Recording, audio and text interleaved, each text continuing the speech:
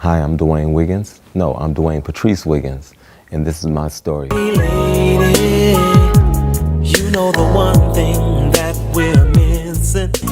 I offer you my company, girl. If it really feels good to you, baby, let me use it. Something that happened to me in Oakland, California. I got into a situation with a police officer where he put his hands on me. It never rains in Southern California.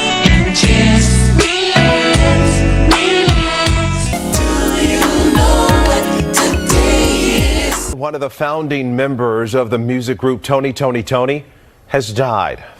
Tell me what's really going on. Certain trees bear strange fruit. You'll be the roller coaster, and I like the taker. You don't need no sympathy, you just need someone who cares. Tony Toni Toné's Dwayne Wiggins died at the age of 64. Maybe go on the East Coast, but on the other side of town. Me and my amigo went to a comedy show. If the rhythm feels good to you, baby, let me hear you say. If I can wind you in my arms, then I want to be the one who will always be there.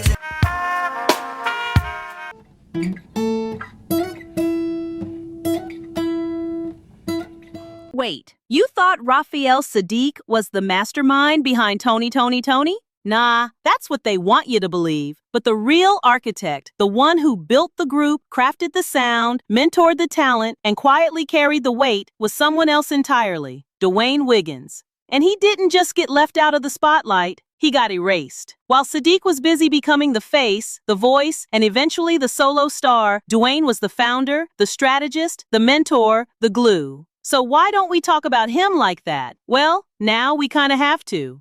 Because on March 7th, 2025, Dwayne Wiggins quietly passed away in Oakland after a private battle with bladder cancer. And you'd think the music world would stop.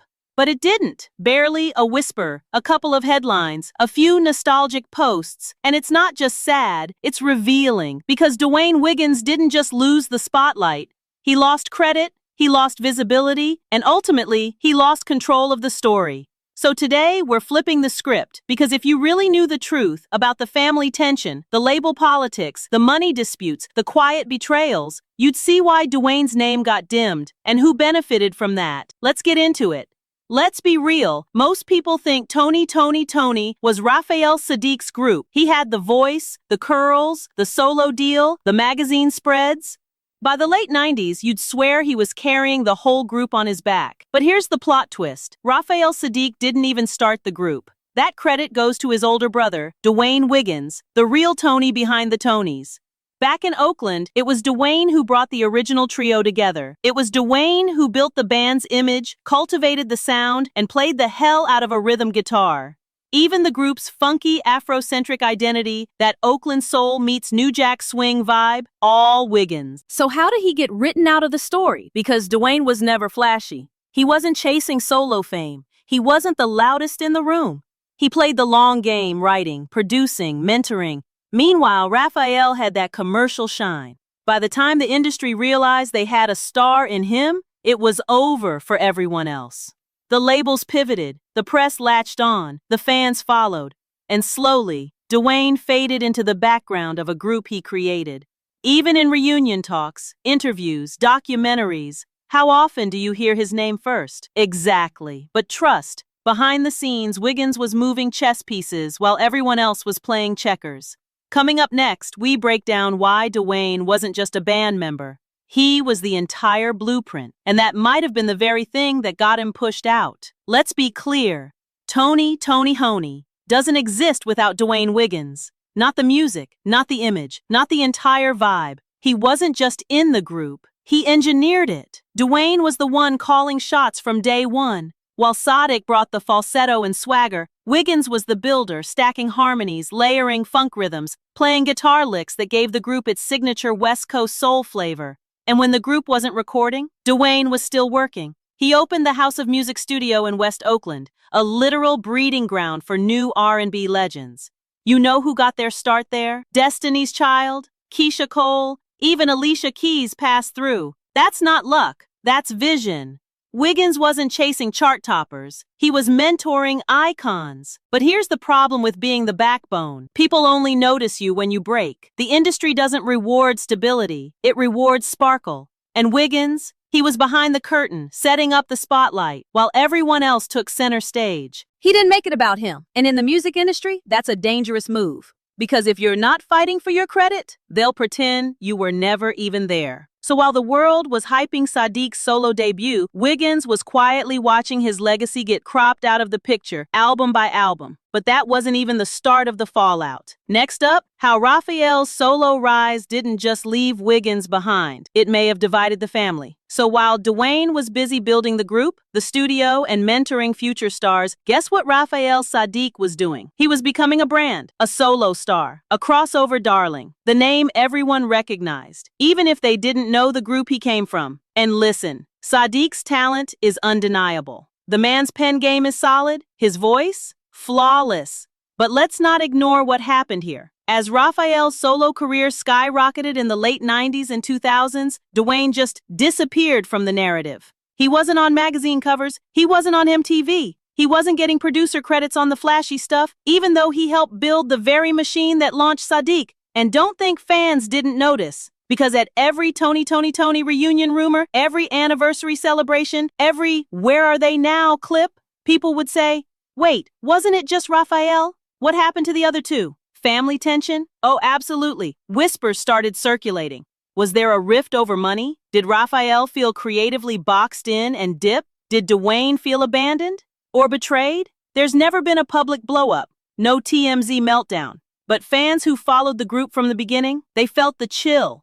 Even during the 2023-2024 reunion tour, the chemistry felt off. You could see it in the footage, body language not matching the lyrics. Wiggins holding down the groove, barely acknowledged in interviews, while Saadiq ran the press circuit solo, like it was his victory lap. What happened to brotherhood? What happened to loyalty? The split wasn't loud. It was subtle, almost surgical. The kind of fade that doesn't make headlines, but hurts more than a scandal. But while Saadiq was collecting Grammys and working with Solange and D'Angelo, Dwayne, he was about to face a whole different kind of battle. Up next, the financial fallout that nobody wanted to talk about. Now here's where things get real messy. While Raphael was racking up awards and riding high on solo collaborations, Dwayne Wiggins was quietly drowning in financial stress, and no one was talking about it. You'd think a guy who helped build one of the most iconic R&B groups of the 90s, mentored Destiny's Child, and launched a literal hit-making studio in Oakland would be set for life, right? Wrong. Behind the scenes, Wiggins was hit with IRS liens, property disputes, and a laundry list of money problems tied to the very thing that was supposed to secure his legacy.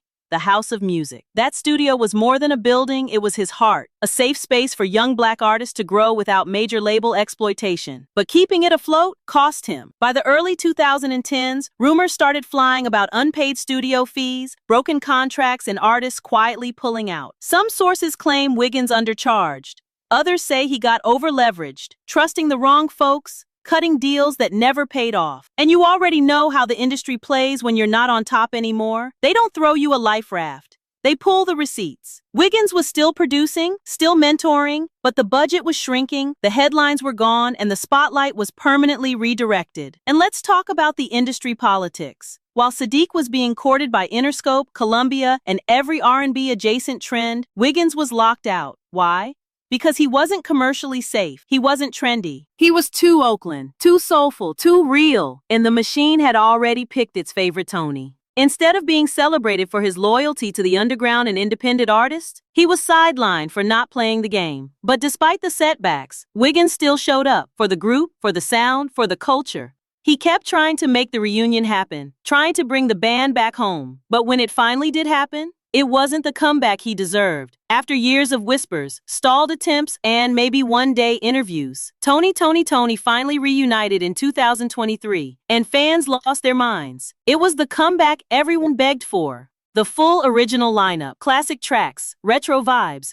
But let's be honest, something was off. From the outside, it looked like a celebration. But when you really watched the performances, when you listened to the interviews, there was a weird energy, like the band showed up, but the brotherhood didn't. Raphael Saadiq was clearly the frontman, again. He took the lead on press junkets. He was the face on promo posters, the returning legend. And Dwayne Wiggins? He was in the background, again, smiling, playing his guitar, but not saying much. Fans noticed. Clips started circulating online of awkward moments on stage.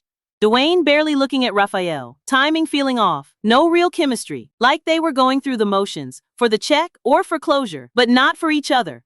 And let's talk about that word closure, because this reunion, it didn't feel like healing. It felt like a formality. There were no big joint interviews, no vulnerable moments, no real reckoning with what happened between them all those years. Just shows, a few curated smiles, a wave to the crowd. People expected a Netflix doc, a VH1 special, something. Instead, the reunion just faded out. No album, no real tour extension, and most importantly, no resolution. For Dwayne, this was supposed to be the moment where he finally got his credit, but instead, it felt like a last dance no one realized was a goodbye. And just a year later, he was gone. On March 7, 2025, the music world lost a giant, even if most of the world barely blinked. Dwayne Wiggins passed away at age 64 in his hometown of Oakland after what his family described as a private battle with bladder cancer. And just like he lived, out of the spotlight, underappreciated, he died with that same quiet dignity. There were no big headlines, no trending topics, no emotional interviews from his groupmates, just a few posts from fans who knew, a few producers who remembered, and a wave of sadness from those who understood just how much he gave to the game. But for most of the industry, silence. And that silence said everything. Because Dwayne wasn't just a co-founder of Tony Toni Toné, he was the sole architect of an entire era of R&B, a man who helped shape the sound of the late 80s and early 90s. A mentor who helped spark the careers of Destiny's Child, Keisha, Cole, and so many more. But when he needed his flowers, the game was already on to the next clickbait headline. What hurts most is that he never got the closure. Not from the group, not from the industry, not from the story that was rewritten without him. He spent decades quietly trying to hold things together. Brotherhood, legacy, community. But in the end, it was his absence that made people realize just how much he meant. The ones who knew, knew, but for everyone else, it took death to notice the man behind the music. Dwayne Wiggins may not have died a household name, but his fingerprints are all over modern R&B. He'll be remembered as the quiet storm behind the funk, the man who didn't need the spotlight to shape the culture.